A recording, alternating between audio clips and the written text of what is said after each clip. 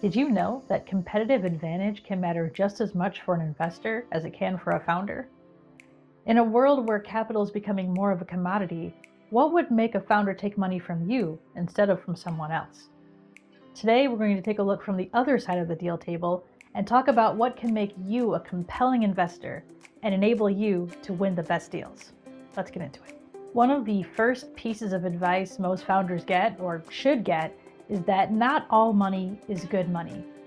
Investing is more than just a single financial transaction. The founder is giving up equity in their company and taking on new business partners. The investor-founder relationship lasts 10 years on average. Some marriages don't last that long. It is critical for a founder to choose their investment partners wisely, the ones that will put them in the best possible position to succeed without sacrificing their vision for the company or their sanity. So let's talk about some ways that you can highlight the value you bring to founders outside of just capital to help you secure the deals you want. As always, our disclaimer, the information in this video is intended for educational purposes only and should not be considered investment advice. Please consult a financial professional about your specific situation. I want to be very clear about something here. This is not the time to fall into imposter syndrome. You absolutely have something, likely many things, to offer a founder. You may just not know how to market them.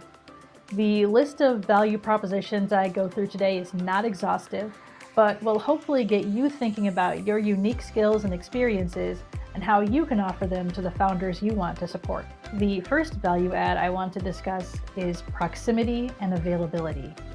This is one of the reasons why I say it's best to start small and start local when you begin angel investing. Are you in the same time zone as the founder and thus more likely to be able to answer a call? Can you meet them for coffee or dinner to discuss an issue? Can you stop by the office to meet the team or see a new feature demo? Your time and your attention are two of the greatest gifts you have to offer, and being present for a founder, especially one that's just getting started, can mean everything to them. In a similar vein, are you able to provide emotional support? I'm not saying you need to be anyone's therapist, but can you be a shoulder to lean on when a founder is going through the ups and downs of running a business? Can they vent to you? Can they cry in front of you? Founders put their hearts and souls into their businesses, and the pressure of running them on top of whatever other life responsibilities they have carries a heavy emotional toll. If you can be a sounding board and offer encouragement or advice when asked for it, let a founder know that. Even if they think they won't need it, they will, and they will appreciate you immensely for it. Moving from soft skills to hard skills, another source of value is your own professional experience. Have you worked in the same industry that the founder is in? Do you have professional experience in an area where the founder is lacking, like software development or market analysis? Have you successfully addressed similar problems to the ones they're facing? Have you run a company before? What lessons have you learned in your own career path that you can now teach to someone else? If you've been in your profession for 10 years or more, you will likely be able to see roadblocks or issues a founder may face in the future and can advise them on how to avoid or mitigate them.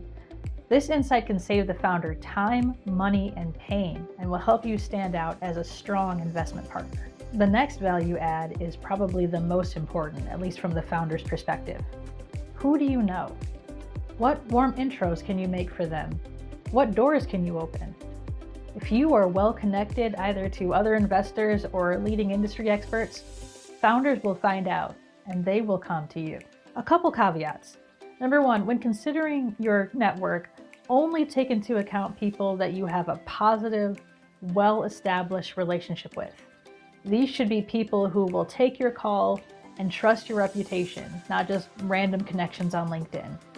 So this means you will also need to continue growing and cultivating your network in order to increase your value as an investor. Number two, use your network wisely. Even with great relationships, you're only going to be able to tap your connections for their time, advice, and/or money so many times before they start to distance themselves from you. Treat your network like the limited resource it is and manage it accordingly. One last thing I'll add about demonstrating your value to founders. Aim to under-promise and over-deliver, especially when you're first getting started. Don't set yourself or them up for failure by overstating what you can provide or underestimating the time requirement. You can always add more as time goes on and your relationship with the founder strengthens. But if you get started on a bad foot, it's difficult to recover. And remember what I said last week, local entrepreneur communities are well connected, so one or two poor experiences can lead to a bad reputation very quickly. But great experiences can lead to founders recommending you as an investor or even bringing new deals directly to you. As I said earlier, this is not an exhaustive list of value beyond capital. It was meant to be food for thought, to get you to consider what unique assets you bring that a founder would be excited to have in their partner. As an additional exercise, consider making a mental pitch deck for yourself as an investor. What would you want to highlight as your competitive edge that can help drive success in a startup? Drop a comment with your value add so we can see how many resources and skills our community already has. We're almost done laying the foundation for investing for wealth, and then we'll move into interviews with entrepreneurs and other topics in communal prosperity. There's exciting stuff coming up, so make sure you're subscribed to this channel so you can stay up to date on what's going on. As always, I am so grateful to be on this journey with you. Keep taking your next step towards investment for wealth, and we'll see you next time.